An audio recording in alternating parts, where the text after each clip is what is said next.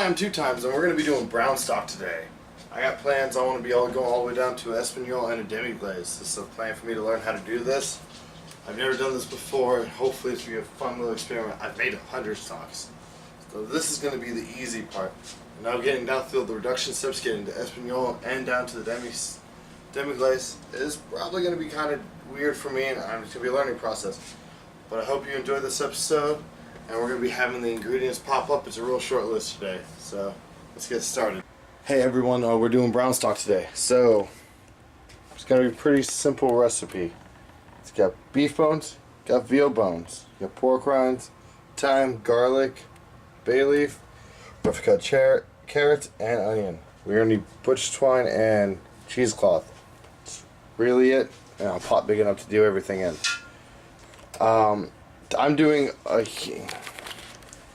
huge batch. I'm doing about 3 gallons worth. I'm using about 26 pounds of bones. You can do this a lot smaller batch if you want. And the first thing we're going to do is get these bones in the oven, get them browning up.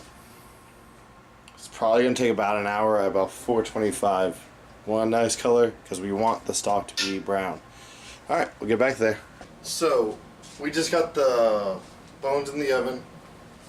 Probably going to cook them for about an hour at 425 just to get some color on them. Because the brown stock, you know, as the name says, it's brown. You really can't make a brown stock with non-roasted bones. You really need them done. Actually, all your things need to be cooked to a certain point.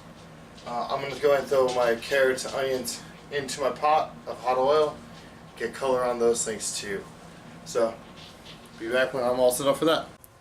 Alright, so we're going to go ahead and brown the vegetables. It's not a terribly difficult thing. Anybody can make a stock. Everyone should make a stock. I'll let those things cook at the bottom of the pot. Don't touch too much. You want them to get color. So, I'll be back at the end of this step. Action. So, we got the vegetables browning in the pan. I just started them. We're going to go over here and we're going to go ahead and make a sachet of the herbs that we need to add into the stock for later. Might as well get it ready now while we got some time. Alright, so we're going to make a bouquet garni. It's super easy. It's just some bay leaves, some garlic, some thyme, or whatever herbs you like to put in your stocks, your soups, your sauces, whatever. It's a great way to add herbs to a thing and take them all out without leaving these tiny little bay leaves, tiny little thyme leaves. Those thyme. This is a bay leaf. That's a big old leaf. But we're just going to, tie it up and get it ready to go. So we have it to the side and I don't have to worry about it later. All we're going to do is just take it like that, fold it over, grab the end. Remember to put the garlic back in. You don't have to do much, just literally whole garlic. Boom, boom, boom. You're not going to hurt it, so. And twist. It's kind of awkward doing one of these with your hands on the camera.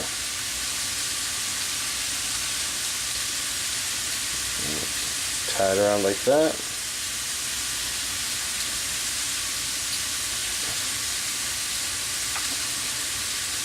That's pretty much it. That's the whole thing right there. I'm just going to tie a secondary knot just to make sure it doesn't come loose. And boom. There you go, sachet. That's all you need to do. So when the time comes, these are real easy. Use like a tea bag. Now hang it over, tie it around the handle, it's all ready to go. So, hopefully next time you see me, I'll be pulling bones out the oven, have the vegetables all ready to go. So we're back.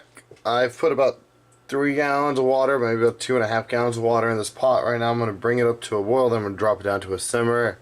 I'm going to let that go for 13 hours. I have another pot over here with the rest of the bones because I could not fit them in here, so I'll probably put another gallon of water in there to 2 gallons of water in there. You get that going also. No point in wasting the bones, getting them good and going. Alright, hopefully I'll see you tomorrow. Over the next hours, I'm going to be keeping an eye on it. And I'm just going to make sure the water stays at the same level. I don't want it to reduce too much yet. I'm going to have to do that later on. So, see you back then. Cut. So, we're approaching about 12 hours here.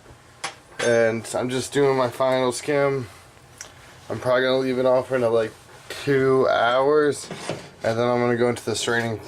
Well, probably not necessarily straining, but I'm probably gonna start pulling out all the big stuff, try to get it as strained as possible with what I got at the house.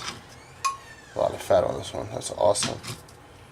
The best way to get off the fat is you kind of refrigerate it and let it get cool. Yeah. Just getting off all this gunk. I also have another pot over on the over here where I'm just kind of wanted to see what would happen is if I didn't use Mirepoix or the Bouquet Garni. So it's a small little test bed. See how it tastes in comparison to this one. But you see a thick layer of fat on top. Looks like it's about ready. Hopefully it has a nice color to it. Yep. I guess I'll go ahead and take the Bouquet Garni out and get it in here. Alright, I'll be back when it's time to strain. So the stock is all done. All I'm going to do is take the bones out and the Mirepoix and stuff like that. Strain it out and put it into a bucket, and then portion up into quart containers so I have space in my fridge. Yeah, I'll come back once I'm all done with that. Hopefully I do a little speed up on the nightmarish process this is going to be, because I don't really have the tools to take care of this much stock. Alright.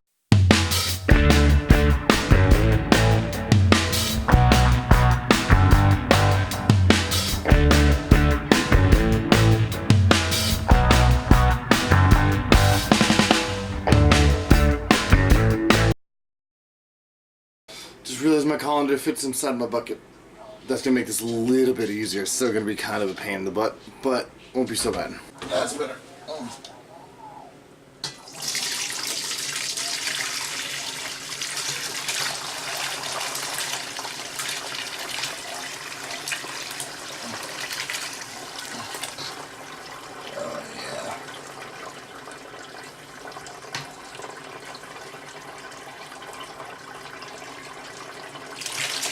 So that's all strained out for the most part. I'm going to go through a finer mesh strainer before I put it into this quart container. Yeah, I just got to get this into these so I can actually fit them in the fridge and get them to my friends. So, and hopefully it looks good, and I can kind of tell you what I think I've learned from this experience and how I can improve it, because I'm not really 100% happy with this, but it's a learning experience. Still a stock, it still tastes good, so it's still a good stock. Okay.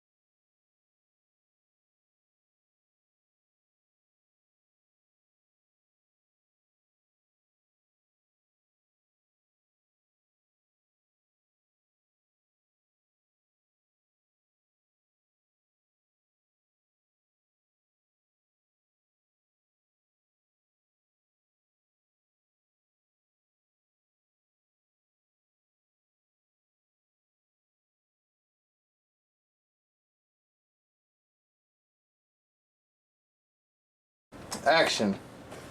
Alright, so here are the two stocks. Well, two stocks. It's the same stock. I don't know if you can tell the difference, but I can. This one was the one I had, the Mirepoix, the Bouquet Garni of thyme, garlic, and bay leaf. This one was just straight up bones. I do notice a difference, especially in color. This one's actually a lot more flavorful too, which probably is why we put Bouquet Garnis and Mirepoix inside of stocks. But I just wanted to get an understanding about why we do it. You know, I've always been taught you just do it, and I kind of wanted to understand why. I mean, this is not bad, just not nearly as flavorful as this. So I feel like this would make a better product overall. It might take us half day to try to get it all done before they come, right? Action. Alright, so stalks are done. Some of the things I noticed with the stalks is I most definitely should have roasted the bones longer. Not adding mirepoix and the bouquet really does make a massive difference in the flavor of the stock, and I think it's probably should always do it. But honestly, it tastes good enough without it, but it doesn't taste as good. And like I said, I kind of wish I roasted the bones for maybe 3 hours instead of an hour and a half like I ended up doing. I feel like that little bit more of a time would have ended up putting more color on the bones and just add a little bit more to the stock and make it a nice darker color than what it is. But, you know, this is 2 times. Keep your knives sharp and may your shoes be non-slip. Keep your knives sharp.